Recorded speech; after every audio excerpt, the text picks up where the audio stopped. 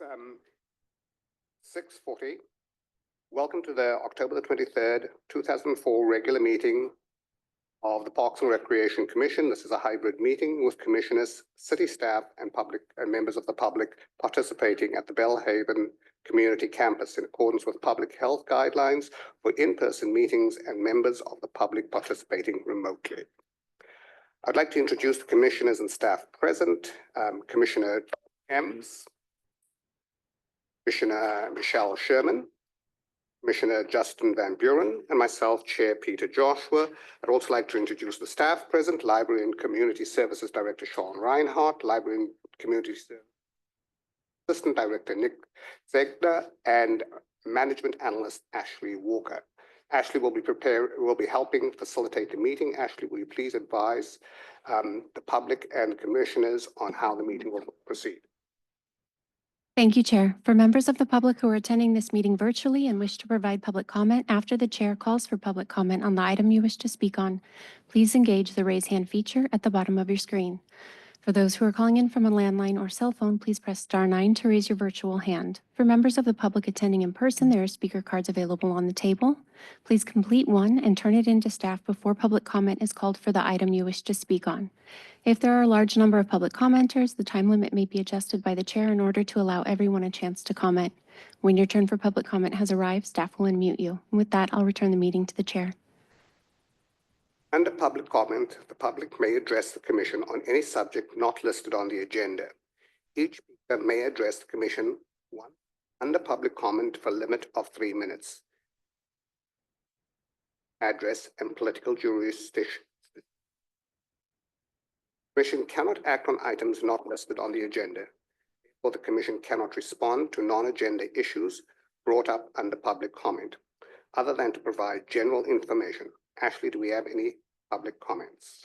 At this time, if you'd like to make a public comment on this item, on any item not on the agenda, please notify the staff liaison by using the raise hand feature at the bottom of your Zoom screen. If you're *9 to engage the raise hand function. No comments. Next is item D1, approve the minutes of the September 25th, 2004 meeting. Ashley, do we have any public comments? Like to make a public comment on this item, please bring a comment card forward. If you're on Zoom, notify the staff liaison by using the raise hand feature at the bottom of your Zoom screen. If you're dialing in, you can use *9 to engage the raise hand function. No public comment. I'd like Commission member to. Commissioner Van Buren, I move to approve the meeting. Last September meeting. Thank you. Commissioner Ems, I second. There is a motion on the floor to approve the minutes from the September PRC meeting.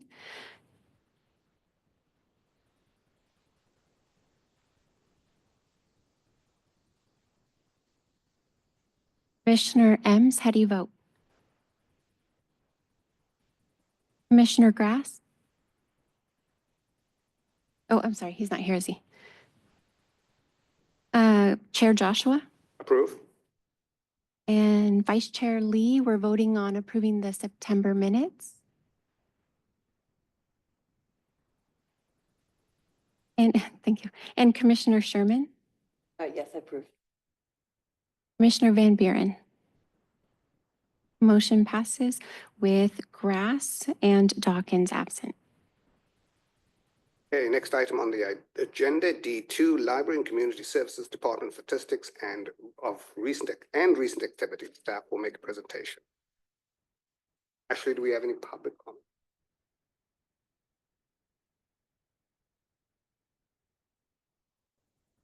So I'll vamp a little bit while Ashley pulls up the presentation.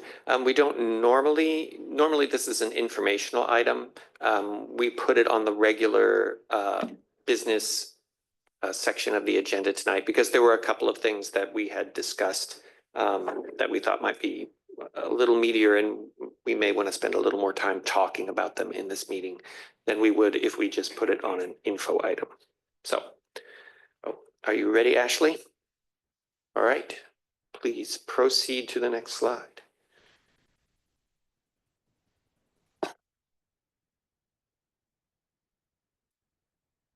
Ashley, for the video screen in the room, do you think you could maximize the Zoom window?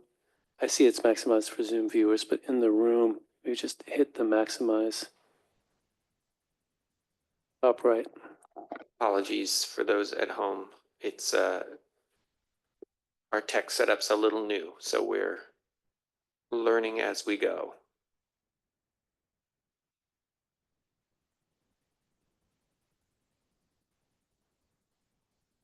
Thank you.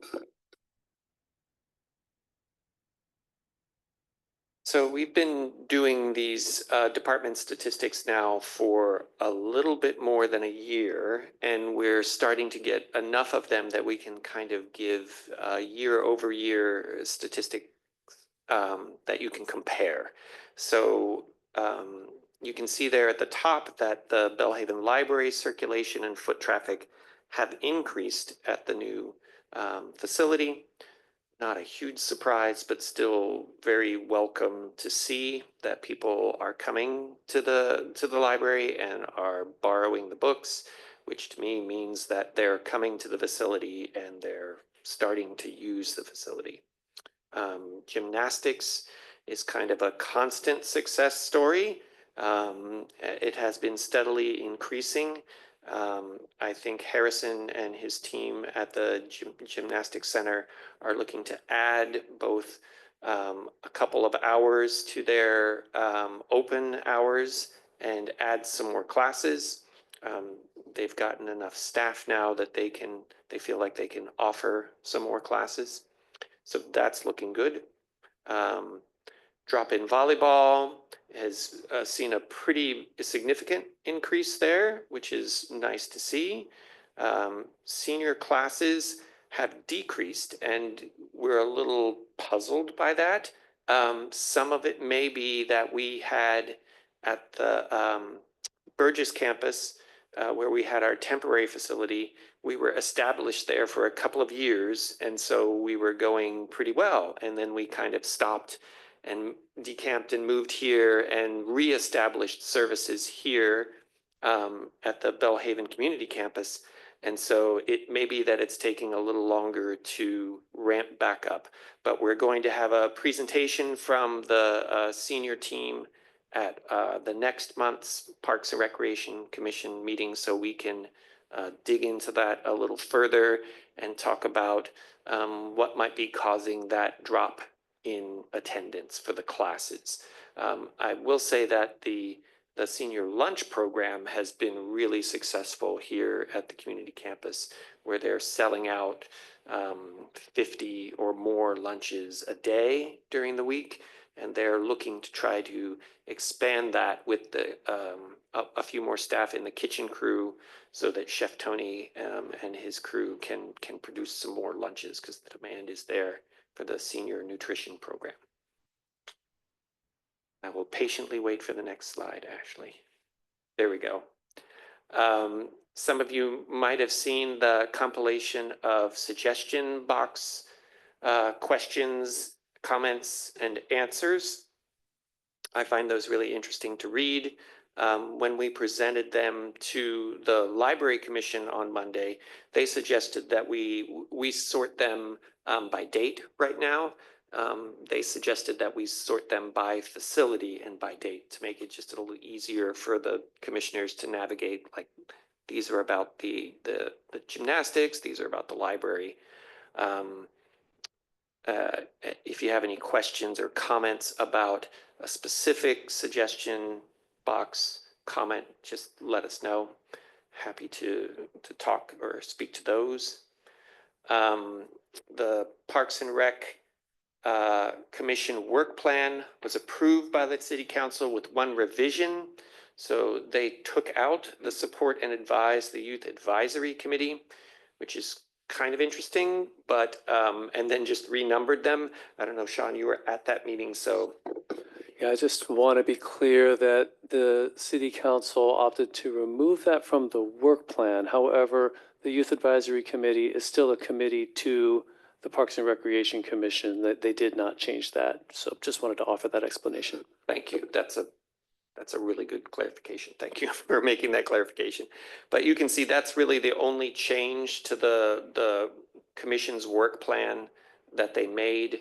And the text of the approved work plan is included with the agenda packet.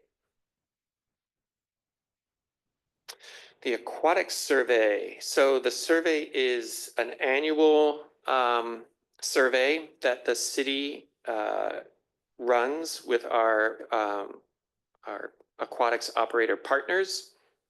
It's out in the field now. Will be out until middle of the second week of November. This slide says we have 350 respondents to date. We have more than 600 respondents now. I think Ashley was your note from earlier today. So the response has been pretty good. It's available in English and Spanish. We have paper copies at our public service desks at our facilities. It's looking good. So we're excited to get some really good information from that survey that we can share with you, and of course with Team Sheeper, the aquatics program operator. We did hold a couple of open house events focusing on aquatics, one here at the Belhaven campus and one at the Burgess campus, where we had a presentation from the operators and a question and answer and sort of ranking interest, programmatic interest activity. And that's going to be presented. The results of those open house events are going to be presented to the City Council in the middle of November. The Youth Advisory Committee was also served as a focus group at one of their meetings here last month. And the operators came and made a presentation there, and they got some really good feedback from the members of the Youth Advisory Committee.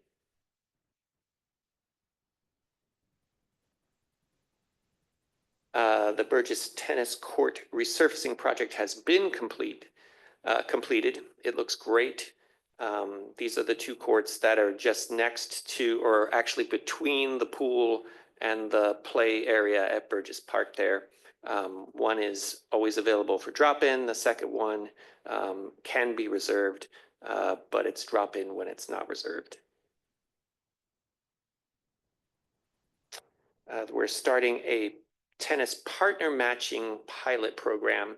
So matching up people of similar skill levels so that they can have someone to play against.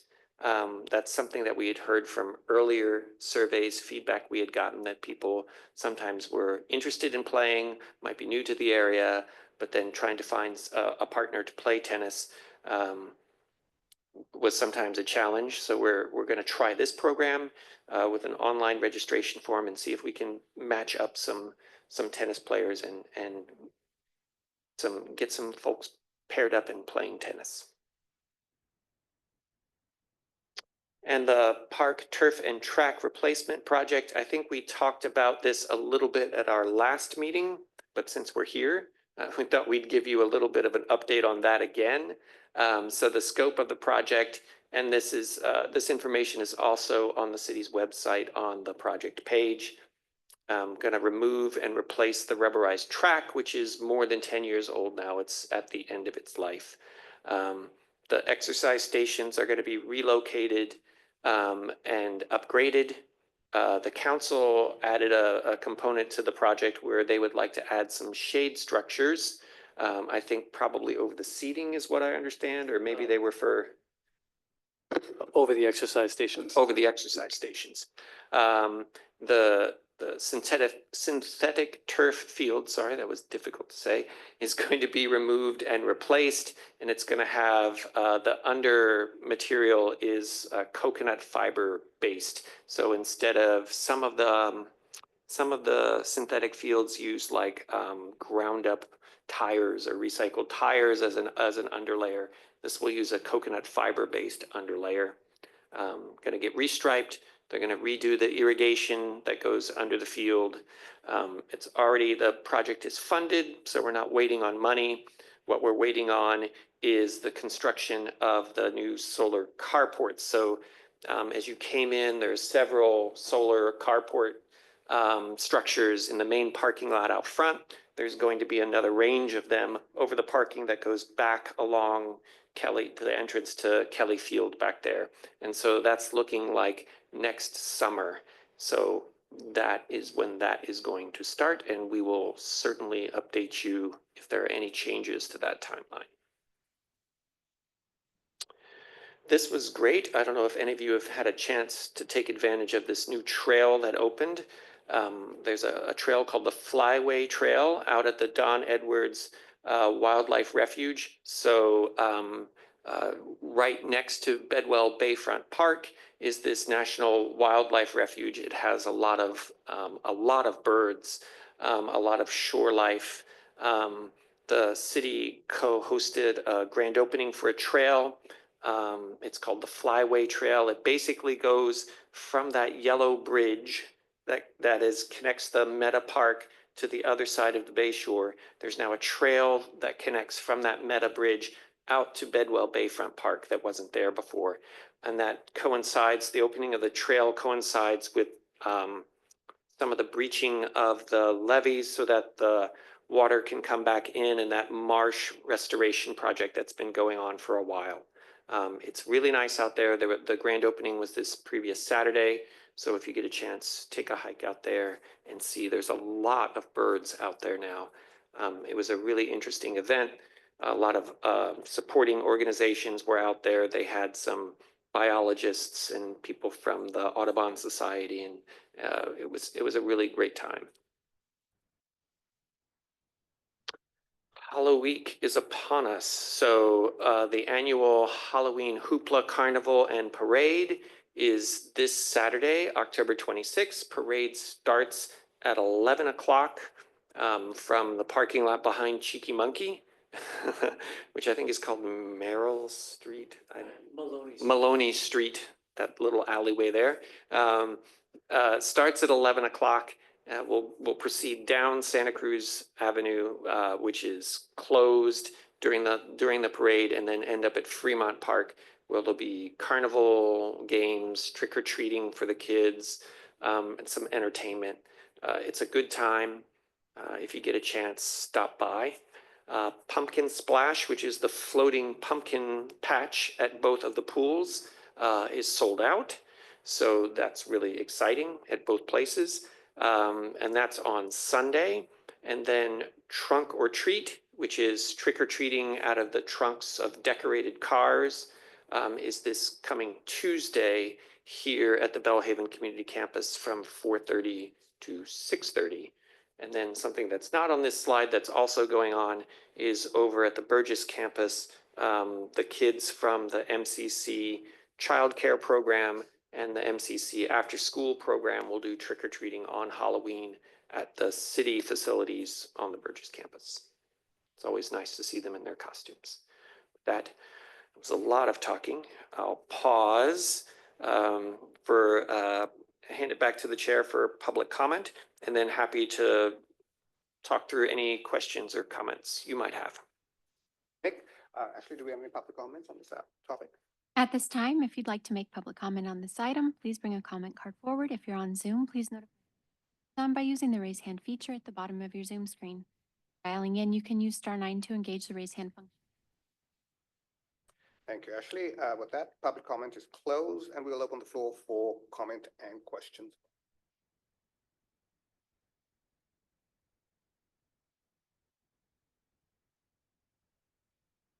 One thing I liked of the library circulation number, that they increased substantially here. They didn't seem to drop off from the Alma Library. Actually was excess demand that is now being met. It wasn't just demand reported. When I was looking at the numbers. That's a really great comment, and we'll continue to watch it. But one of the things we were hoping for was that we would get this kind of synergy effect. So people who are showing up here to play basketball or use the workout room might also drop by the library. People who are here dropping by the library might also go to the pool or go shoot some hoops. So, or the seniors might go and visit the library which they do, and they have some of their classes in some of the library spaces. So it's early days yet. We've only been open here for 6 months. Yeah, 6 months, 6 months. Seems like it's gone really fast. So we're hopeful that we can find more ways to sort of reinforce those things and offer different services depending on what the community wants. But yeah, I agree with you. It's really encouraging to see what happens when you offer these services at a really modern facility where they're sort of all in one.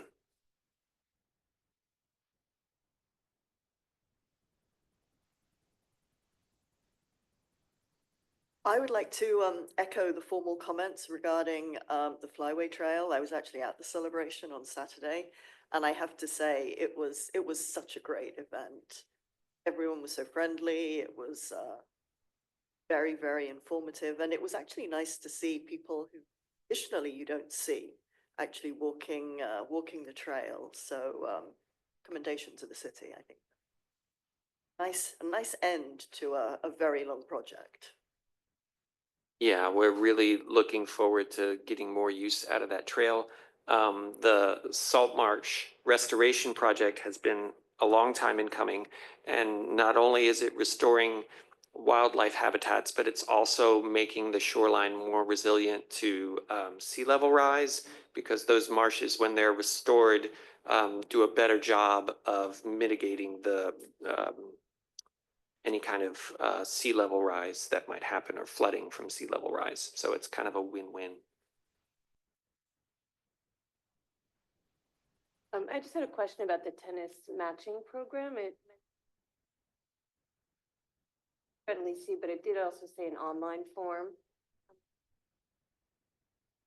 on the site where folks can go to register. Just wanted a little clarification. Yeah, should be there now. Let me take a look real quick.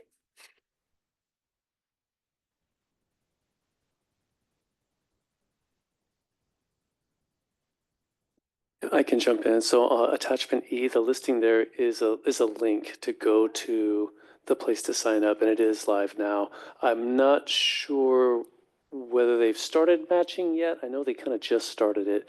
So, but by next month, we can give a little bit more details, like how many people have signed up and so forth. I have a question on the field resurfacing. Were we talking about Bellhaven at that point? Yes, so it's Kelly Field right back here. Yeah, right behind us.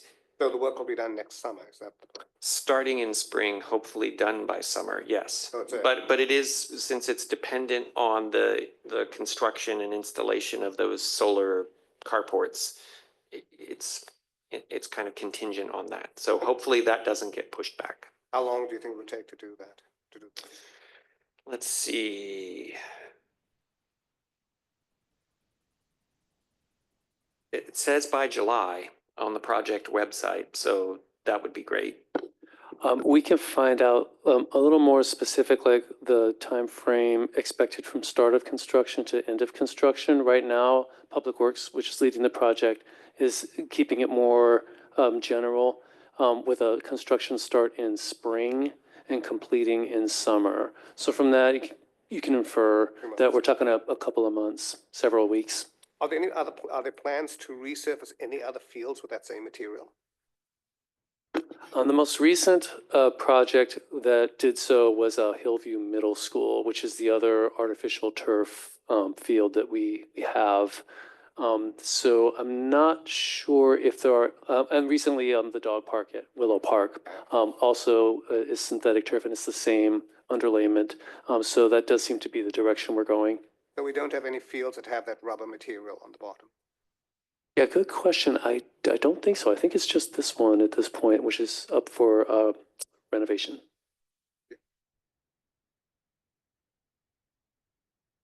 Questions or comments? Okay, with that, we'll move to F1, tentative agenda. Staff will make a presentation. Well, it's a very brief presentation. Let's, if Ashley can pull up the tentative agenda calendar. a presentation in the sense that we'll take a look at the tentative agenda calendar here.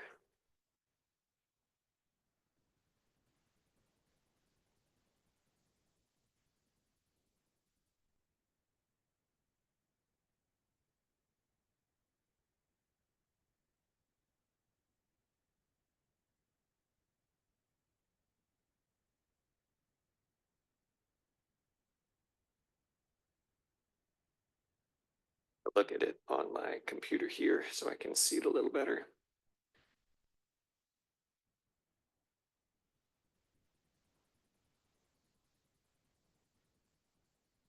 All right, I didn't bring my glasses. Oh, she's making it bigger. Better prepared. All right, so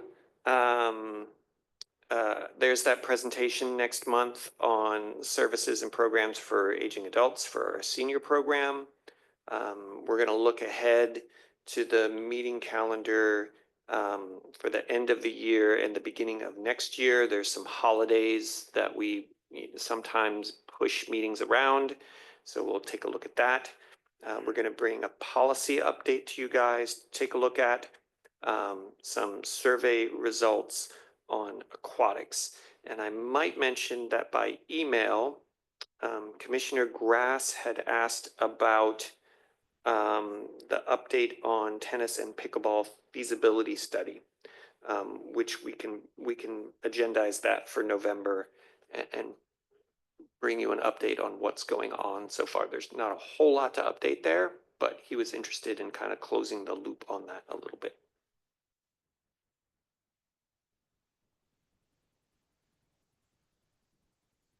I think if you scroll down, that item is in unscheduled right now. So I think that is a question when to address it again.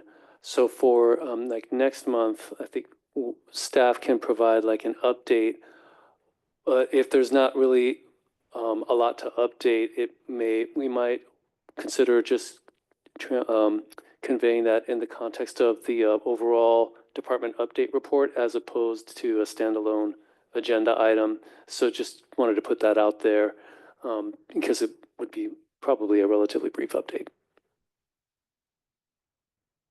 And just pointing out, the December meeting is going to be a joint meeting with the Library Commission where we'll have a very light agenda, and it's basically kind of a year in review, a look back, and then an opportunity to have some social time with the other commissioners.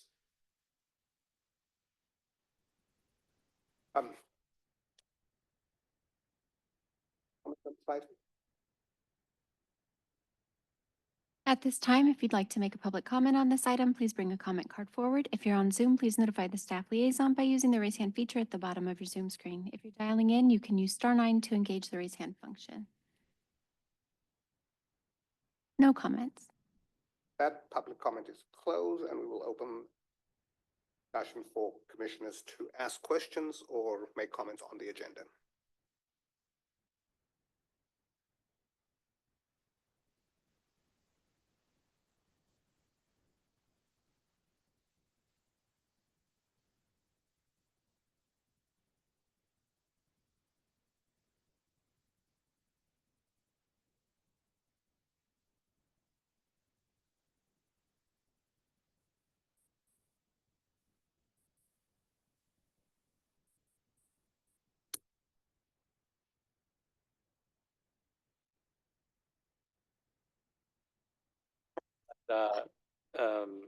You know, Bellhaven is just too far for them. I mean, it's understandable. But then I think the reply was that there are many still senior programs at Hourlaga.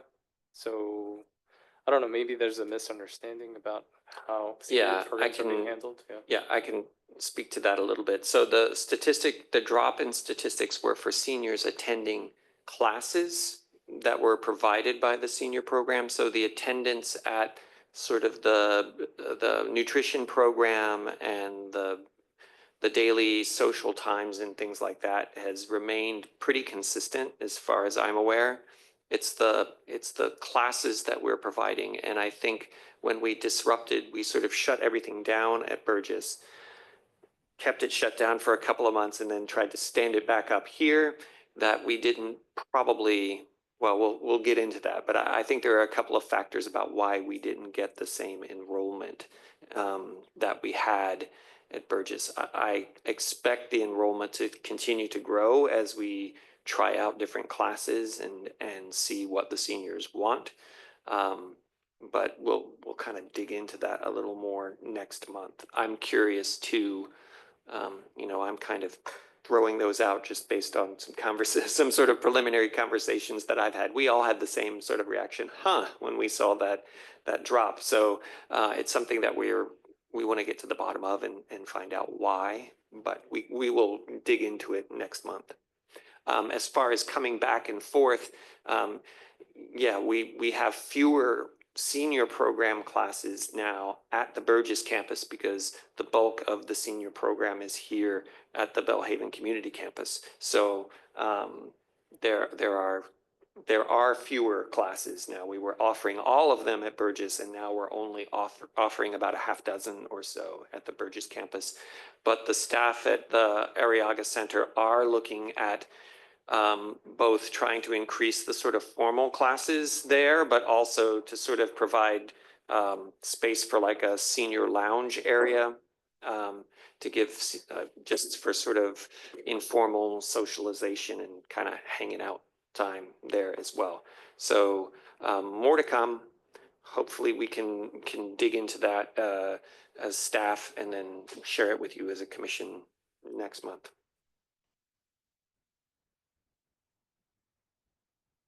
And just on that topic, if I can add, I think Nick summarized it pretty well. In the full, like the statistics there in the attachment, just do want to confirm that like the lunches actually have increased in this location. In September last year, there were 519 lunches served, and it was a 5-day-a-week program then. It's a 5-day-a-week program now. So it went from 519 last year to 601 this year. So that seems to be just going great. And the number of senior shuttle trips in September last year was 1,158, whereas this year, September, 1,660. So a fairly sizable increase in the number of shuttle trips. So it does seem to be isolated to the programs themselves. And so our working theory is that the Arriaga Recreation Center, there's just more population in the immediate vicinity. And so and there's a lot of programs that happen at that location for all ages. And between the recreation center and the gymnasium and the gymnastics center, there's just a lot of facilities there. So it may be that just because the programs were happening in that location, folks who kind of live really nearby, it was just more convenient for them. And so in this location, it's the programs anyway, it's sort of maybe kind of falling back to what it had been historically, which is generally drawing from the immediate vicinity. But we're looking into that and kind of testing that assumption, but it was striking enough for us to call it out.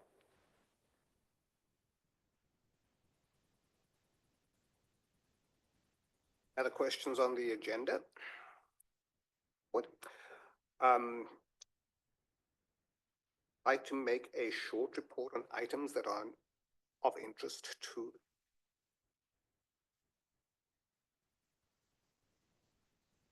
that. This is probably the shortest meeting. So adjourned at 7:15. Thank you all. If you're willing to hang out for a couple